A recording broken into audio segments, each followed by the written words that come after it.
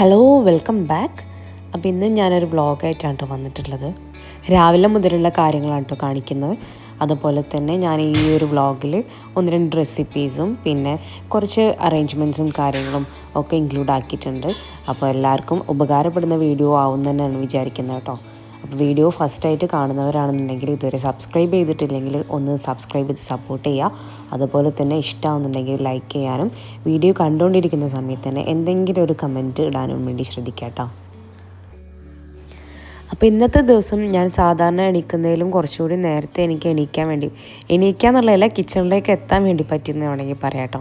അപ്പോൾ ഇന്നെന്തോ റേക്ക കുറച്ചധികം ഉറങ്ങിപ്പോയിട്ടുണ്ട്. അപ്പോൾ അതുകൊണ്ട് എനിക്ക് കുറച്ച് നേരത്തെ കിച്ചണിലേക്ക് കയറാൻ വേണ്ടി പറ്റി.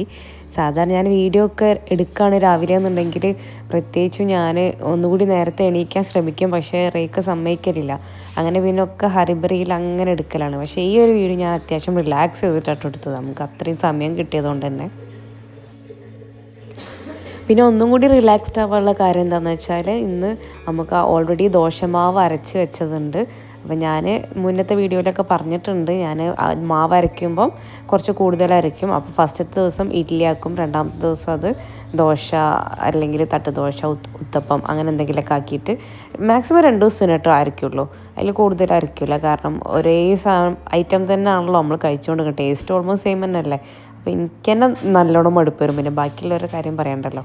അപ്പോൾ അതുകൊണ്ട് ഇനിയിപ്പോൾ അധികം നിന്നാലും ഒരു 3 ദിവസത്തേക്കൊക്കെ ഉണ്ടാവുള്ളൂ, അതിലപ്പുറത്തേക്ക് ഞാൻ അരച്ച് വെക്കലില്ല. അപ്പോൾ അത് വെച്ച് ഞാനിന്ന് മസാല ദോശ ഉണ്ടാക്കാമെന്ന് വിചാരിച്ചു കേട്ടോ. അപ്പം എല്ലാവരും ഉണ്ടാക്കുന്നത് തന്നെ ആയിരിക്കും മസാല ദോശ. അപ്പോൾ എൻ്റെ സ്റ്റൈലിൽ ഞാൻ എങ്ങനെ ഉണ്ടാക്കാമെന്നുള്ളത് കാണിക്കാം. പിന്നെ എനിക്കെന്താണെന്നറിയില്ല, മസാല ദോശൻ്റെ കൂടെ ഈ 2 സൈസ് ചട്നി എല്ലാം നിർബന്ധമാട്ടോ. അതുണ്ടെങ്കിലാണ് കറക്റ്റ് ആ ഒരു മസാല ദോശ കഴിക്കുന്ന ഫീൽ എനിക്ക് കിട്ടുള്ളൂ. അപ്പോൾ അതുകൊണ്ട് ഞാൻ എല്ലാം കൂടി ചെയ്യും കേട്ടോ. അപ്പം ഇന്ന് മസാല ദോശ ആയതുകൊണ്ട് തന്നെ കേശക്ക് ലഞ്ചിനും ഞാൻ അത് തന്നെ കൊടുത്തുവിടാൻ വിചാരിച്ചു. അപ്പം ഇന്ന് ലഞ്ചും തിരക്കിട്ട് ഉണ്ടാക്കേണ്ടതില്ല. അപ്പോൾ ഇത്രയും കാര്യങ്ങളാവുമ്പോൾ തന്നെ നമുക്ക് മനസ്സിനൊരു സന്തോഷമാണല്ലോ, എന്തെങ്കിലുമൊക്കെ ഒന്ന് എക്സ്ട്രാ ചെയ്യേണ്ടെന്ന് വരുമ്പോൾ. ഇന്നെപ്പോലെ തന്നെയല്ലേ എല്ലാവരും. അങ്ങനെ ഇതാ ഫ്രിഡ്ജിൽ നിന്ന് ദോശൻ്റെ മാവും അതുപോലെ തന്നെ തലേദിവസം സാമ്പാർ ഉണ്ടാക്കിയിട്ടുണ്ടായിരുന്നു. ഇഡ്ഡലിക്ക് നമ്മൾ സാമ്പാർ ഉണ്ടാക്കിയിട്ടുണ്ടായിരുന്നു. അപ്പോൾ അതും കുറച്ച് ബാക്കിയുണ്ടായിരുന്നു, അതും പുറത്തേക്ക് വെച്ചിട്ടുണ്ട്. പിന്നെ നമുക്ക് മസാലയ്ക്ക് വേണ്ടിയിട്ടുള്ള ഉരുളക്കിഴങ്ങ് ഒന്ന് പുഴുങ്ങാൻ വെക്കണം. അതിന് മുന്നേ നമ്മൾ ഈ ഒരു പാത്രം വെച്ച് റാക്കൊന്ന് ഒഴിച്ചെടുക്കും കൂടി വേണം കേട്ടോ.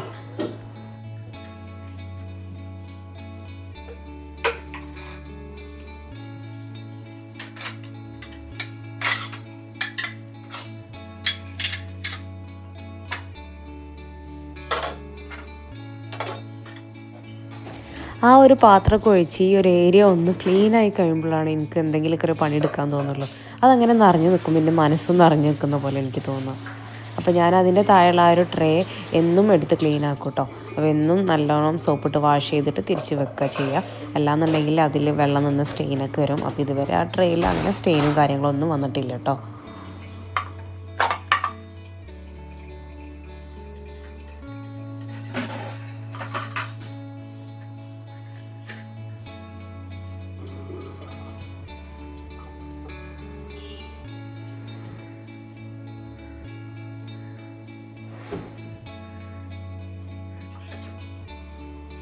മസാലയ്ക്ക് വേണ്ടി ഞാനിവിടെ 2 വലിയ ഉരുളക്കിഴങ്ങും അതിൻ്റെ കൂടെ തന്നെ ഒരു ക്യാരറ്റും കൂടി എടുത്തിട്ടുണ്ട് കേട്ടോ. അപ്പോൾ ക്യാരറ്റ് ഒന്ന് ബാക്കിയായപ്പോൾ ഞാനത് അതിൻ്റെ കൂടെ എടുത്ത് വെച്ചതാണ് മസാലയ്ക്ക് ഇടാമെന്ന് കരുതിയിട്ട്.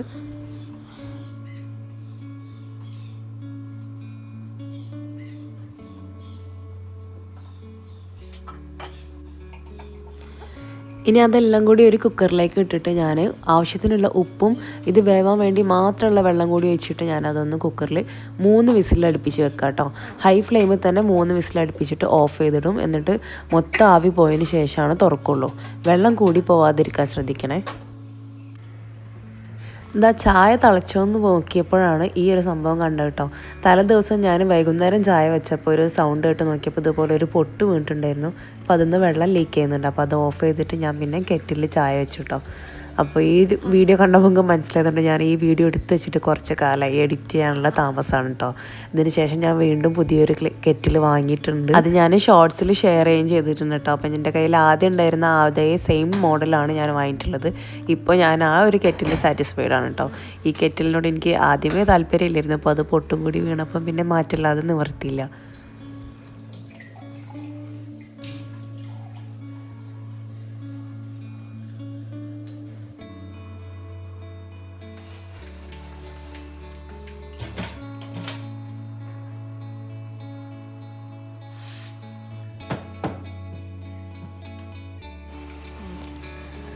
അപ്പോൾ ഞാൻ എപ്പോഴും പറയുന്ന പോലെ തന്നെ ഞാൻ കേശുകളുടെ യൂണിഫോമും കാര്യങ്ങളൊക്കെ ഇവിടെ സോഫയിൽ തന്നെ സെറ്റ് ചെയ്ത് വെക്കും. അതിനെ കുളിച്ച് വന്നിട്ട് ഓൾ തന്നെ അതൊക്കെ ചേഞ്ച് ചെയ്തോളൂ, എനിക്കൊന്ന് ഹെൽപ്പ് ചെയ്ത് കൊടുത്താൽ മതി കേട്ടോ.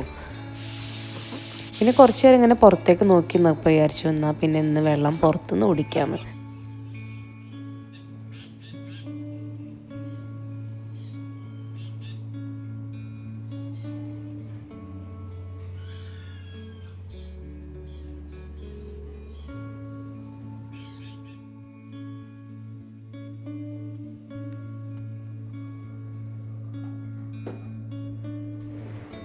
ഇനി അടുത്തതായിട്ട് നമുക്ക് മസാലയിലേക്കും ചട്നിയിലേക്കൊക്കെ വേണ്ടിയിട്ടുള്ള എല്ലാ ഐറ്റംസും തൊലി കളയലും അരിയലും മുറിക്കലും ഒക്കെ റെഡിയാക്കി വെക്കലാം കേട്ടോ.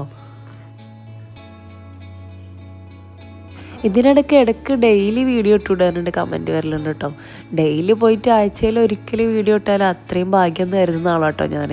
കാരണം വീഡിയോ എടുക്കുന്നത് എന്നെ സംബന്ധിച്ചിടത്തോളം അത്ര ബുദ്ധിമുട്ടല്ല, പക്ഷെ അത് എഡിറ്റ് ചെയ്ത് വിടലാണ് അത്യാവശ്യം നല്ല ബുദ്ധിമുട്ടുള്ള കാര്യം. ഇതൊക്കെ ഇങ്ങനെ അരിഞ്ഞെടുത്ത സമയത്ത് ഈ ഒരു പുതിനൻ്റെ തണ്ടുണ്ട്. അപ്പോൾ എനിക്ക് തോന്നി എന്നാൽ പിന്നെ അതൊന്ന് മുളപ്പിച്ച് നോക്കാമെന്ന്. വേര് വന്നിട്ടുണ്ടല്ലോ, അപ്പോൾ ഇതിൻ്റെ അടുത്ത് ഇങ്ങനെ കൊണ്ടുപോയിട്ട് ഞാൻ കുത്തിയിട്ട് കൊടുക്കുകയാണ്. ഇതിന് അടുത്തതാ അതുപോലെ ഞാൻ നേരത്തെ കുത്തിയിട്ടതിൽ ഇങ്ങനെ ചെറുതായിട്ട് പുതിനൻ്റെ ലീവ്സ് ഉണ്ടാവുന്നുണ്ട് കേട്ടോ. ഇതുപോലെ ഇങ്ങനെ ഓരോന്ന് പെട്ടെന്ന് ഇങ്ങനെ കാണുമ്പോൾ കൊണ്ടുപോയിട്ട് ഇങ്ങനെ ഓരോന്ന് കുഴിച്ചിട്ട് നോക്കലാണ്. അപ്പോൾ അങ്ങനെ ചിലതൊക്കെ ഇങ്ങനെ ഉണ്ടാവും, ചിലത് അതുപോലെ പോവുകയും ചെയ്യും.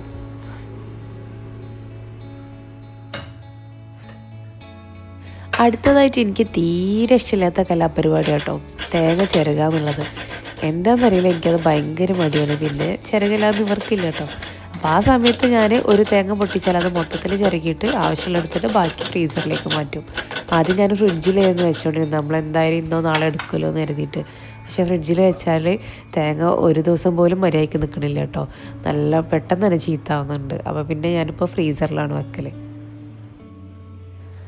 അപ്പോൾ നേരത്തെ ഞാൻ പറഞ്ഞല്ലോ ഞാനിന്ന് 2 ചട്നിയൊക്കെ ഉണ്ടാക്കുന്നുണ്ടെന്ന്. അപ്പോൾ എനിക്ക് പൊതുവേ എന്ത് കാര്യം ചെയ്യുമ്പോഴും ഞാനൊരു പെർഫെക്ഷനിസ്റ്റാന്ന് പറയുന്നില്ല, പക്ഷെ മാക്സിമം പെർഫെക്റ്റ് ആക്കാൻ വേണ്ടിയിട്ട് ഞാൻ ശ്രമിക്കലുണ്ട് കേട്ടോ. അത് ഏത് കാര്യം ചെയ്യുമ്പോഴും അങ്ങനെ തന്നെയാണ്, എന്നാലാണ് എനിക്കൊരു സാറ്റിസ്ഫാക്ഷൻ കിട്ടുള്ളൂ. അപ്പോൾ അതുകൊണ്ട് തന്നെ ഞാനിതുപോലെ മസാല ദോശ കഴിക്കാമെന്ന് പറയുമ്പോൾ പിന്നെ കറക്റ്റായിട്ട് ആ ഒരു സാമ്പാറും 2 ചട്നിയൊക്കെ വേണം എനിക്ക്. അപ്പോൾ അതുകൊണ്ട് ചട്നിക്ക് ആവശ്യമുള്ള തേങ്ങ എടുത്തിട്ട് ബാക്കി ഞാൻ ഫ്രീസറിലേക്ക് മാറ്റിയിട്ടുണ്ട്. ഇനി ആ തേങ്ങയിലേക്ക് എരിവിന് ആവശ്യത്തിനുള്ള പച്ചമുളകും ഒരു ചെറിയ പീസ് പുളിയും അതുപോലെ തന്നെ ഒരു വലിയ വെളുത്തുള്ളിയും ചേർത്തിട്ടുണ്ട്. അതിലേക്ക് ഈ ഒരു പൊട്ടുകടല, ഒരു 1/4 കപ്പോളം പൊട്ടുകടല ചൂടാക്കിയിട്ട് അതും ചേർത്ത് കൊടുക്കുന്നുണ്ട് കേട്ടോ. അപ്പോൾ അതവിടെ ചൂടാറാൻ വേണ്ടി മാറ്റി വെച്ചിട്ടുണ്ട്. അതിൻ്റെ കൂടെ തന്നെ തക്കാളി ചട്നിക്ക് വേണ്ടിയിട്ടുള്ള കാര്യങ്ങൾ റെഡിയാക്കുന്നുണ്ട്. അതിന് വേണ്ടിയിട്ട് പാൻ വെച്ച് ഓയിൽ ചൂടാക്കി, വെളിച്ചെണ്ണയല്ല ഓയിലാട്ടോ എടുത്തത്. ഓയിൽ ചൂടാക്കിയതിന് ശേഷം കടുക് പൊട്ടിച്ചു. പിന്നെ അതിലേക്ക് ഒരു ഉഴുന്നും 2 ടേബിൾ സ്പൂൺ പൊട്ടുകടലയും പിന്നെ എരിവിന് ആവശ്യത്തിനുള്ള ചുവന്ന മുളകാണ് കേട്ടോ ചേർത്ത് കൊടുക്കുന്നത്. ഇത് കുറച്ച് എരിവ് കൂടുതലുള്ള ടൈപ്പ് ചട്നിയാണ് ഞാൻ ഉണ്ടാക്കുന്നത്. നേരത്തെ നമ്മൾ വൈറ്റ് ചട്നി അത്ര എരിവുള്ളതല്ല കേട്ടോ. പിന്നെ അതിലേക്ക് ഇതുപോലെ തന്നെ വലിയ പീസ് വെളുത്തുള്ളിയും ഒരു കുഞ്ഞു പീസ് ഇഞ്ചിയും ചേർക്കുന്നുണ്ട്. പിന്നെ 2 ചെറിയ സവാള ഡൈസാക്കിയത് ചേർക്കുന്നുണ്ട് കേട്ടോ. വലിയ സവാള ആണെങ്കിൽ 1 എടുത്താലും മതിയാവും. അതിലേക്ക് 3 അത്യാവശ്യം വലുപ്പമുള്ള തക്കാളി തന്നെ ചേർക്കുന്നുണ്ട് കേട്ടോ. അതും കൂടി ചേർത്തതിന് ശേഷം നന്നായിട്ടൊന്ന് വഴറ്റി ഒന്ന് ചൂടായി എല്ലാം കൂടി ഒന്ന് സോഫ്റ്റായി വരണം കേട്ടോ. ഇനി ഇതിലേക്ക് ആവശ്യത്തിനുള്ള ഉപ്പും കൂടി ചേർത്ത് കൊടുക്കുന്നുണ്ട്. നേരത്തെ നമ്മൾ വൈറ്റ് ചട്നിക്ക് വേണ്ടിയിട്ട് ഉള്ളതിലും അതിൽ ഞാൻ ഉപ്പിട്ട് വെച്ചിട്ടുണ്ട്, ഞാൻ പറയാൻ മറന്നുപോയതാ കേട്ടോ. ഇനി ഒന്ന് സോട്ട് ചെയ്തതിന് ശേഷം സോഫ്റ്റായി വരുമ്പം ഓഫ് ചെയ്തിട്ട് ആറാൻ വേണ്ടി വെച്ചാൽ മതി. ഈ സമയം കൊണ്ട് നമുക്ക് ആ ഒരു വൈറ്റ് ചട്നി ഒന്ന് അരച്ചെടുക്കുക. അതിന് ആവശ്യത്തിന് വേണ്ടിയുള്ള വെള്ളം കൂടി ഒഴിച്ചിട്ട് ഒന്ന് അരച്ചെടുക്കാൻ പോവാണ്. നല്ല തിക്ക് പേസ്റ്റാക്കി അരച്ചെടുക്കുക കേട്ടോ.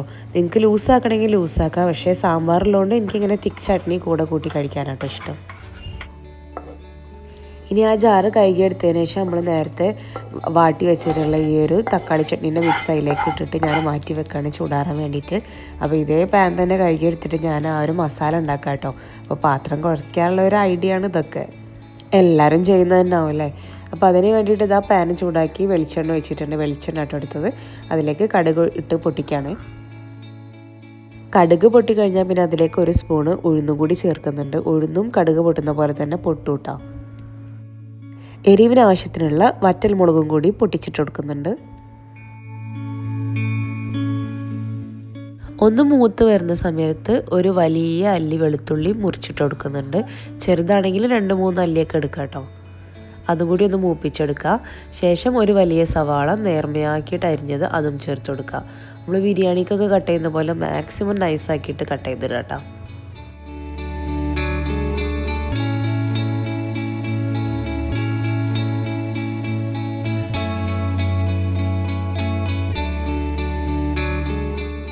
അതൊന്ന് വാടി തുടങ്ങുമ്പം ഇതിലേക്ക് ആവശ്യത്തിനുള്ള ഉപ്പ് ചേർക്കുക. നമ്മൾ ഉരുളക്കിഴങ്ങിൽ ഓൾറെഡി ഉപ്പ് ചേർത്താണ്, ഉള്ളിലേക്കുള്ളത് മാത്രം ചേർത്താൽ മതി കേട്ടോ. ഒരു പിഞ്ച് മഞ്ഞൾപ്പൊടിയും കൂടി ചേർത്ത് അതൊന്ന് വാട്ടിയെടുക്കുക. അപ്പോൾ വാടി വരുന്ന സമയം കൊണ്ട് ഞാനിവിടെ നേരത്തെ നമ്മൾ ആറാൻ വെച്ചിട്ടുള്ള ആ ഒരു തക്കാളി ചട്നി അരച്ചുകൊണ്ട് വന്നിട്ടുണ്ട് കേട്ടോ. അപ്പോൾ അതും ഇതുപോലെ തിക്ക് പേസ്റ്റ് ആയിട്ടാണ് അരച്ചെടുത്തിട്ടുള്ളത്.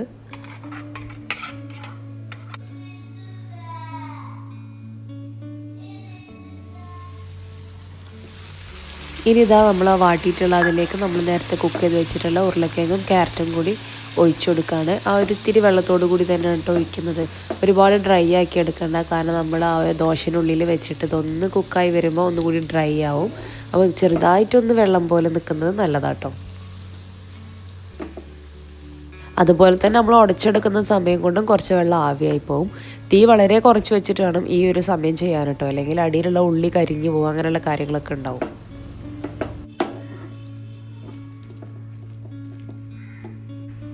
കുറച്ച് മല്ലിയിലയും പുതിനയിലയും കൂടി അരിഞ്ഞത് ചേർക്കുന്നുണ്ട്. ഈ സമയത്ത് കറിവേപ്പില ഉണ്ടെങ്കിൽ അതും ചേർക്കാം കേട്ടോ. എൻ്റെ കയ്യിലപ്പോൾ ഇല്ലാത്തതുകൊണ്ട് ഞാൻ ചേർത്തിട്ടില്ല. പിന്നെ ഇത് ഭയങ്കര സിമ്പിളാണെങ്കിൽ നല്ല ടേസ്റ്റുള്ള മസാല കേട്ടോ. അപ്പോൾ ഇങ്ങനെ മസാല ഉണ്ടാക്കാത്തവരുണ്ടെങ്കിൽ ഉണ്ടാക്കി നോക്ക് കേട്ടോ.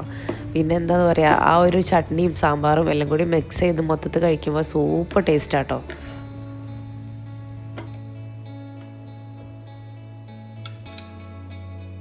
അപ്പോൾ കേശയ്ക്ക് സാധാരണ ഞാൻ വെള്ളം തിളപ്പിച്ചിട്ടാണ് കൊടുത്തയക്കില്ല. അപ്പോൾ ഇന്ന് നോക്ക് ഉപ്പിട്ട നാരങ്ങ വെള്ളം മതി എന്ന് പറഞ്ഞപ്പോൾ അങ്ങനെ ഉണ്ടാക്കി കൊടുക്കാം കേട്ടോ. സ്നാക്സ് ആയിട്ട് ഇന്ന് ചിപ്സ് ആട്ടോ കൊടുത്തേക്കുന്നത്. ഇവിടെ ബേക്കറി വാങ്ങിക്കൽ കുറവാണ്. ഇതാരോ വന്നപ്പം കൊണ്ടുവന്നതോ അങ്ങനെ എന്തോ ആണ്. കണ്ടാൽ ഇതാ കേശ് ഞാനൊക്കെ ഇതുപോലെ ഭയങ്കര കഴിപ്പ് കഴിക്കും. അതുകൊണ്ട് തന്നെ അങ്ങനെ ബേക്കറി വാങ്ങിക്കലേ ഇല്ല കേട്ടോ.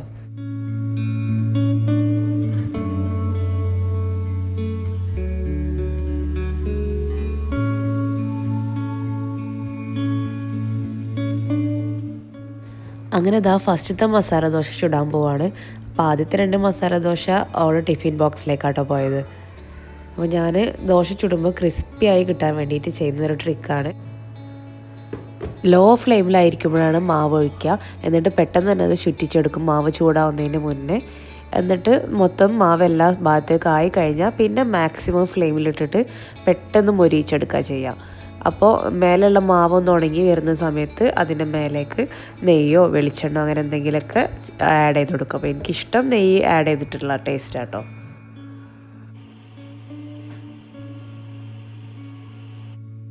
അപ്പോൾ ദോശ നല്ലോണം മുരിഞ്ഞ് സൈഡൊക്കെ ഇങ്ങനെ വിട്ട് വരാൻ തുടങ്ങിയിട്ടുണ്ട്. ഈ സമയത്ത് മസാല കോരിയിട്ട് സെൻറ്ററിലാക്കി വെച്ച് കൊടുക്കുകയാണ്.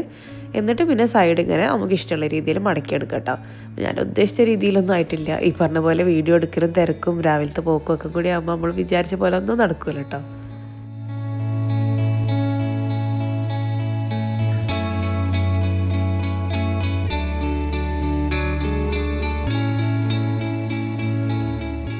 ഇനി അടുത്ത സെറ്റ് മാവ് ഒഴിക്കുന്നതിന് മുന്നേ ഇതുപോലെ തന്നെ കുറച്ച് സമയം ലോ ഫ്ലെയിമിലാക്കിയിടുക. തീ ഒന്ന് ചൂട് കുറഞ്ഞെന്ന് തോന്നിയാലാണ് മാവ് ഒഴിക്കുക. ഇനി അഥവാ അങ്ങനെ പെട്ടെന്ന് കുറയുന്നില്ല എന്ന് തോന്നിയാൽ കുറച്ച് വെള്ളം മേലെ വേണമെങ്കിൽ ഒന്ന് സ്പ്രിങ്കിൾ ചെയ്ത് കൊടുക്കാം കേട്ടോ.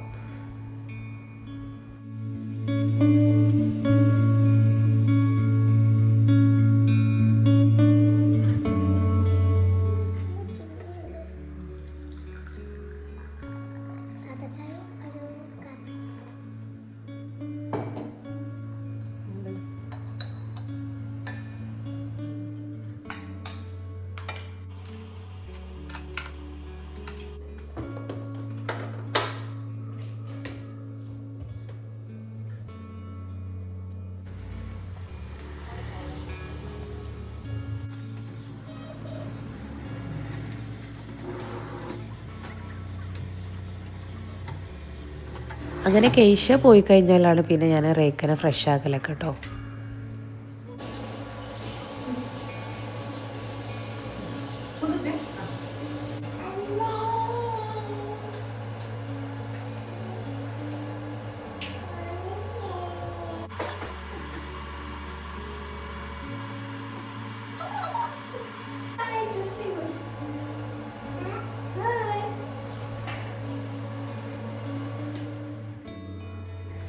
പിന്നെ ഞങ്ങൾ ചായ കുടിയും കാര്യങ്ങളൊക്കെ കഴിഞ്ഞതിന് ശേഷം പിന്നെ ഞാൻ പെട്ടെന്ന് ക്ലീനിങ് കേട്ടോ ഒന്ന് ആദ്യം ചെയ്തത്. സാധാരണ ഇങ്ങനെയുള്ള സമയത്ത് ഞാൻ കുക്കിംഗ് കഴിഞ്ഞതിന് ശേഷമാണ് ക്ലീനിങ് ചെയ്യൽ. അപ്പോൾ ഇന്നെന്തോ ഞാൻ ഫസ്റ്റ് ക്ലീനൊക്കെ ചെയ്ത് പിന്നെ എൻ്റെ കുളിയും കാര്യങ്ങളൊക്കെ കഴിഞ്ഞ് കുറച്ച് സമയമൊക്കെ റെസ്റ്റ് ചെയ്തതിന് ശേഷം ലാസ്റ്റ് ഫൈനലിയാണ് ലഞ്ച് ഉണ്ടാക്കിയത് കേട്ടോ. അതിപ്പം ഒരു 12:30 ആയതിന് ശേഷമാണ് ഞാൻ പെട്ടെന്ന് ഈസി ആയിട്ട് ഉണ്ടാക്കാൻ പറ്റുന്ന എന്തോ ആണ് ഉണ്ടാക്കിയത്.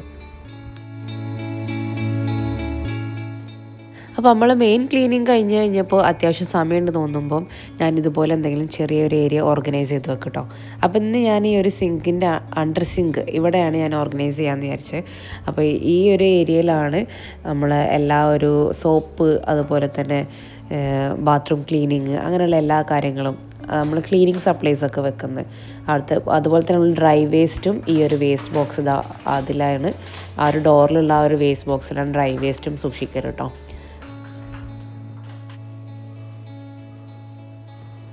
അപ്പോൾ ഈ ഒരു അണ്ടർ സിങ്കിൻ്റെ ഈ ഒരു ഭാഗത്ത് നമുക്ക് ചെറിയ വൈറ്റ് കളർ പൂപ്പൽ പോലുള്ള ഒരു സംഭവങ്ങൾ ഇങ്ങനെ കാണലുണ്ട്.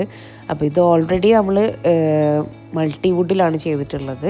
സാധാരണ ബാക്കിയുള്ള എല്ലാ ഏരിയയും പ്ലൈവുഡും HDHMR ആണ് ചെയ്തിട്ടുള്ളത്. പക്ഷേ ഈ ഒരു അണ്ടർ സിങ്ക് നമുക്ക് എപ്പോഴും മോയിസ്റ്റായിട്ട് നിൽക്കുന്ന ഒരു സ്ഥലമായതുകൊണ്ട് തന്നെ മൾട്ടിവുഡിലാണ് ചെയ്തിട്ടുള്ളത് കേട്ടോ. എന്തെങ്കിലും ഒരു ഏരിയ ക്ലീൻ ചെയ്യാൻ നിന്നാൽ പിന്നെ അന്ന് ഞാൻ അവിടെ മൊത്തം ക്ലീൻ ചെയ്യും കേട്ടോ. പിന്നെ ആ ഭാഗത്തേക്ക് തിരിഞ്ഞു നോക്കേണ്ട ആവശ്യമേ വരില്ല.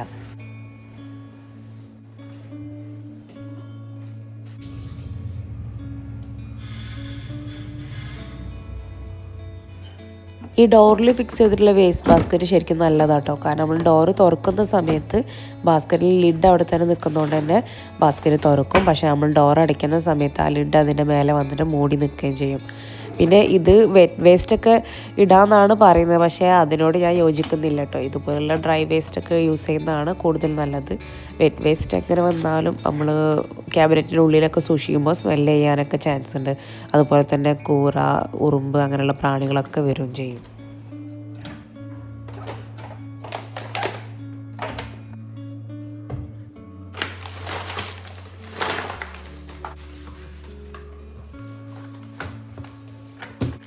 നമ്മൾ എത്ര ഓർഗനൈസ് ചെയ്ത് വെച്ച സാധനമാണെങ്കിലും ഇടയ്ക്ക് ഇതുപോലെ ഓർഗനൈസ് ചെയ്തില്ലെങ്കിൽ പിന്നെ നമ്മൾ ഉള്ള സാധനം തന്നെ വീണ്ടും വാങ്ങിക്കാനും അതുപോലെ തന്നെ ഉപയോഗിക്കാൻ മറന്നോ ഒക്കെ ചെയ്തു പോകും.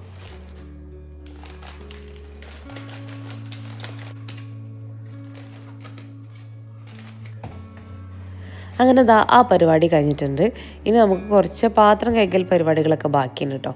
അപ്പോൾ അതും കൂടി ചെയ്ത് കഴിഞ്ഞാൽ ഇന്നത്തെ ക്ലീനിങ്ങും കാര്യങ്ങളും ഒക്കെ തീർന്നിട്ടുണ്ട്.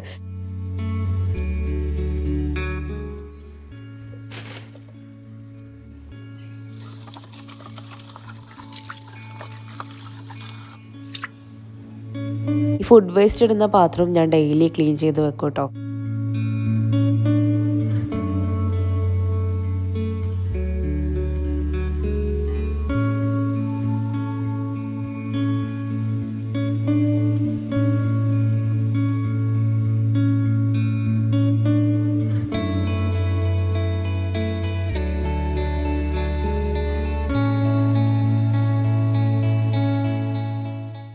അപ്പോൾ ഇത്രയും കഴിഞ്ഞപ്പോഴേക്കും 11 മണി ആയിട്ടുണ്ട് കേട്ടോ. അപ്പോൾ ഇനി കുളിക്കാൻ പോകുന്നതിന് മുന്നായിട്ട് ചെറിയൊരു പരിപാടിയും കൂടി ഉണ്ട്. സമയമുള്ളപ്പോൾ ഞാൻ അതുപോലെ എന്തെങ്കിലും ചെറിയ രീതിയിൽ സെൽഫ് കെയർ ടിപ്സൊക്കെ ചെയ്യലുണ്ട് കേട്ടോ. അപ്പോൾ ഇന്നിപ്പോൾ ഞാൻ ചെയ്യാൻ പോകുന്നത്, ഞാൻ മുടി കൊഴിച്ചിൽ ഭയങ്കര അധികമായിട്ട് ഞാൻ ഡോക്ടറെ കാണിച്ചിട്ടുണ്ടായിരുന്നു, ഒരു ആയുർവേദ ഡോക്ടറെ. അപ്പോൾ തൈരിൽ കലക്കിയിട്ട് തലയിൽ തേച്ച് പിടിപ്പിക്കാനുള്ള ഒരു മാസ്ക് ഉണ്ട്, അതാണ് കേട്ടോ ചെയ്യുന്നത്. അപ്പോൾ ഇതുപോലെയുള്ള എന്തെങ്കിലും ചെറിയ കാര്യങ്ങൾ നമുക്ക് വീട്ടിൽ ചെയ്യാൻ പറ്റുന്ന കാര്യങ്ങളൊക്കെ ചെയ്ത് നോക്കുന്നത് നല്ലതാട്ടോ. അപ്പോൾ അത് ഭയങ്കര സൗന്ദര്യം കൂടാനോ അങ്ങനെയുള്ള കാര്യങ്ങളൊന്നുമല്ല. ഇതുപോലെ മുടി കഴിച്ചിലോ അതല്ല താരന്, മുഖക്കുരു അങ്ങനെ എന്തെങ്കിലും ഉണ്ടെങ്കിൽ ചെറിയ ടിപ്സും കാര്യങ്ങളൊക്കെ നമുക്ക് ചെയ്ത് നോക്കാവുന്നതേ ഉള്ളൂ.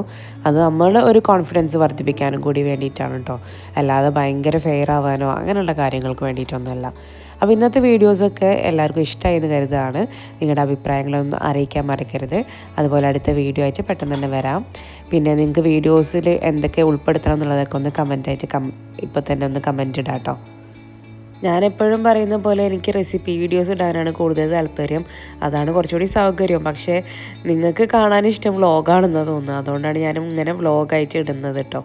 അപ്പോൾ നിങ്ങളുടെ അഭിപ്രായങ്ങളൊക്കെ ഒന്ന് പറയാം, ഏത് ടൈപ്പ് വീഡിയോസ് കാണാൻ ആഗ്രഹം, വീഡിയോസിൽ എന്തൊക്കെ ഉൾപ്പെടുത്തണം എന്നുള്ളതൊക്കെ ഒന്ന് അറിയിക്കാം കേട്ടോ. അപ്പോൾ എന്തായാലും അടുത്തൊരു വീഡിയോ ആയിട്ട് വരുന്നവരെ ബൈ.